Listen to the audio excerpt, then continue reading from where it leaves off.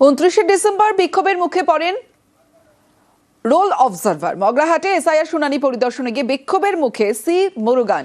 এবার role observer C মুরুগানকে বাধায় চিঠি দিল কমিশন। কাদের চিঠি দিল, চিঠিতে কি উল্লেখ করেছে কমিশন জানবো। সোমরাজ রয়েছে আমার সঙ্গে। সোমরাজ, দেখো, রাজ্য পুলিশের ডিজি এবং রাজ্যের মুখ্য সচিবকে চিঠি লিখেছেন জাতীয় নির্বাচন কমিশনের তরফে সেক্রেটারি, এবং সেই চিঠিতে লিখছেন যে special roll observer C Murugan, যিনি ইলেকট্রাল রোল অবজারভার হিসেবে তার দায়িত্ব পালন করছিলেন দক্ষিণ চব্বিশ পরগনার মগরাহাট 1, মগরাহাট 2 এবং কুলপি ব্লকে, যেটি ডায়মন্ড হারবার সাব ডিভিশনের মধ্যে পড়ে, সেখানে তাকে তিনি এসআইআর এর যে হিয়ারিং ক্যাম্প অর্থাৎ হিয়ারিং যে বুথগুলি রয়েছে সেখানে তিনি শুনানি প্রক্রিয়া দেখতে যাওয়ার সময় তাকে বাধা দেওয়া হয়, এবং বাধা দেওয়ার পর বারবার পুলিশি নিরাপত্তার কথা বলা হলেও সংশ্লিষ্ট ডায়মন্ড হারবারের মধ্যে সাব ডিভিশনাল অফিসার অর্থাৎ এসডিপিও তিনি নিরাপত্তা দিতে ব্যর্থ হয়েছেন। এমনকি পুলিশের তরফে পর্যাপ্ত নিরাপত্তা দেওয়া হয়নি, যেখানে একটি ইতিমধ্যেই এফআইআর লঞ্চ করা হয়েছে 30-40 জন অজ্ঞাত পরিচয় ব্যক্তির বিরুদ্ধে। এফআইআর দায়ের করার পরেও এখনো পর্যন্ত পদক্ষেপ হয়নি, এবং সেখানেই নিরাপত্তার একাধিক ব্যর্থতা উঠে আসছে বলে জাতীয় নির্বাচন কমিশন চিঠিতে লিখছে রাজ্য পুলিশের ডিজি এবং রাজ্যের মুখ্য সচিবকে, এবং বলছে যে পুলিশের যে ব্যর্থতা সেই ব্যর্থতা উঠে আসছে, যেখানে একজন রোল অবজারভারকে নিগ্রহের মুখে পড়তে হচ্ছে। সেখানেই রাজ্য পুলিশের ডিজিকে বলা হয়েছে মঙ্গলবারের মধ্যেই তারা অ্যাকশন টেকেন রিপোর্ট দিতে।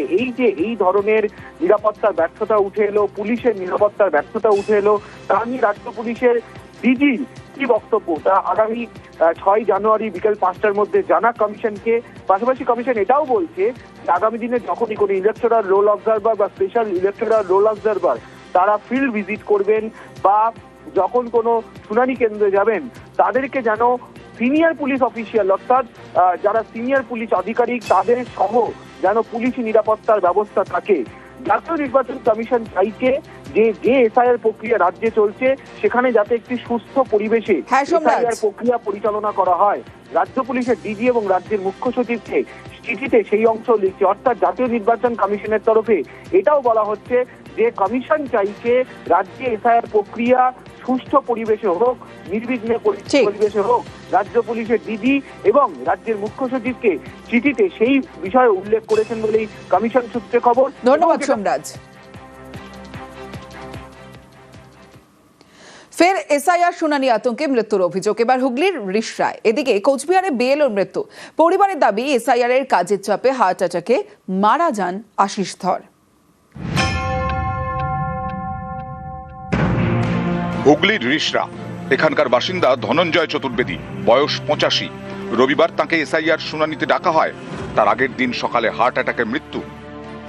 রিষড়ার এসএন রোডের একটি ফ্ল্যাটে থাকতেন ধনঞ্জয় চতুর্বেদী। বয়সের কারণে নানা রোগে ভুগছিলেন। গত 29 ডিসেম্বর ধনঞ্জয়কে শুনানির নোটিশ ধরান বিএলও। পরিবারের দাবি এরপর থেকেই তিনি আতঙ্কে ভুগতে শুরু করেন। শনিবার সকালে অসুস্থ হয়ে পড়েন। নিয়ে যাওয়া হয় স্থানীয় হাসপাতালে, সেখানেই মারা যান বছর 85 বৃদ্ধ। উনি সুস্থভাবে চলছিলেন, কিন্তু হিয়ারিং এর নোটিশ দেওয়া হলো 4 জানুয়ারি, ওনাকে ডাকা হলো। ওর পরে ওনার যে মাথায় বসে গেল কি আমাকে বাংলাদেশে পাঠিয়ে দেওয়া হবে, ডিটেনশন ক্যাম্পে পাঠিয়ে দেওয়া হবে, কি 4 ঘন্টা লাইন দিয়ে আমি কিভাবে দাঁড়াবো যদি আমার নাম না থাকে। চেস্ট পেন ওনার শুরু হয়ে গেল, নিঃশ্বাস ত্যাগ করলেন। এ দায় ইলেকশন কমিশন অফ ইন্ডিয়া। 84 বছর বয়সী, তাকে যদি প্রমাণ করতে হয় উনি পিপিও হোল্ডার, উনি স্টেট গভর্নমেন্ট এমপ্লয়ি, এর থেকে আর দুঃখদ ঘটনা নাই। কোচবিহার 2 নম্বর ব্লকের বানেশ্বর গ্রাম পঞ্চায়েত। এখানকার বাসিন্দা আশিস ধর। তিনি বিএলওর কাজ করছিলেন। শনিবার 103 নম্বর বুথে শুনানির কাজ ছিল। আগে রাতে হার্ট অ্যাটাকে মৃত্যু। পরিবারের দাবি এসআইআর এ কাজের চাপে অসুস্থ হয়ে পড়েন আশিস, তার জেরেই মৃত্যু। সবসময় বলতো যে আর পারছি না, আমি এত আর আমি সহ্য করতে পারছি না। মৃত্যুর আগেও এই কথাই বললে, মা আমি এখন মরতে চাই মা, এই করে শ্বাসকষ্ট শুরু হয়ে গেল। আর কোনো কথা নেই, সারা শরীর ঘেমের মুখে দিয়ে লালা বেঁধে 10 মিনিটের মধ্যেই শেষ।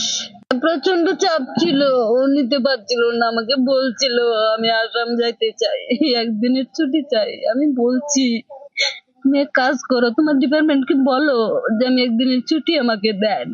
যাইতে তো পারলোই না, আমি একবার দেখাও করতে পারলাম না। হুগলি থেকে রানা কর্মকার এবং কোচবিহার থেকে শুভঙ্কর সাহা, নিউজ 18 বাংলা। অশোকনগরে এসআইআর শুনানিতে শতায়ু, আমডাঙ্গায় শুনানির লাইনে অসুস্থ মহিলা, ফাঁসি দেওয়াতেও শুনানি হয়রানি অব্যাহত। আলিপুরদুয়ারে নতুন ভোটারদেরও হিয়ারিংয়ে ডাক, সেখানে হয়রানির অভিযোগ। দেখুন।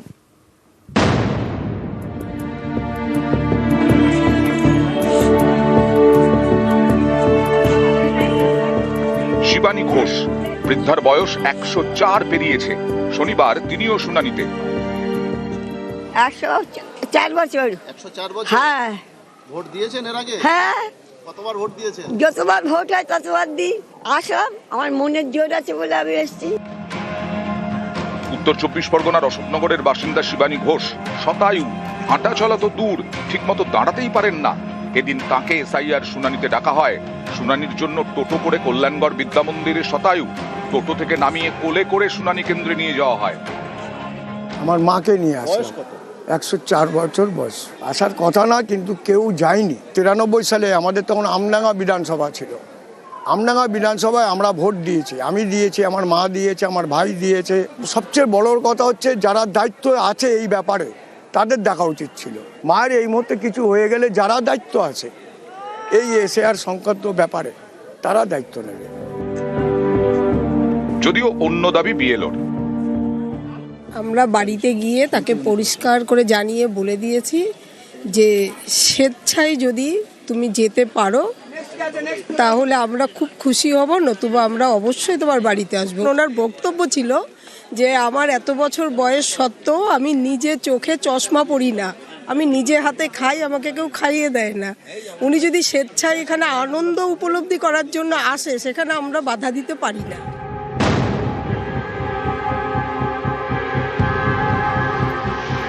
2022-এর তালিকায় বাবার নাম ভুল, তাই শনিবার পার্বতী সূত্রধরের ডাক পড়ে শুনানিতে। সেখানে গিয়ে নাম বাদ যাওয়ার আতঙ্কে অসুস্থ হয়ে পড়েন তিনি। এমনই অভিযোগ উত্তর 24 পরগনার আমডাঙ্গায়।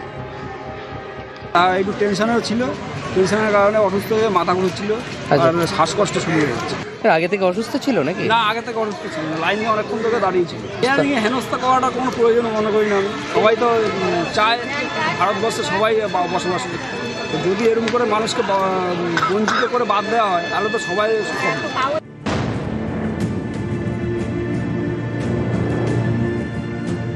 নর্মদা রায় প্যারালাইসিসে বাঁ হাত অচল, বাঁ পায়েও সমস্যা। তার দাবি 2002-এর ভোটার তালিকায় তার মা বাবার নাম ভুল, তাই শুনানিতে ডাকা হয়েছে। নর্মদা রায়ের আরও দাবি, এখন তিনি কলকাতায় থাকেন। এসআইআর এর শুনানির জন্য কলকাতা থেকে ফাঁসি দেওয়া যেতে হয়েছে। 3 বছর ধরে অসুস্থ, এগুলো তো ঠিক না। আমি যে আমাকে হ্যারাস করালো, আমি যে আসলাম, কত কষ্ট করে আসলাম, আমাদের বাড়িতে যাইনি, আমাকে ডেকেছে, আসতে বলেছে, আমি এই জন্য আসলাম। হ্যাঁ, আমি কলকাতায় থাকছি, ওখান থেকে এসেছি। আলিপুরদুয়ারের বুলবুল ডোম নতুন ভোটার, 2025-এর ভোটার তালিকায় নাম তুলেছেন। তাকেও এদিন এসআইআর শুনানিতে ডাকা হয়।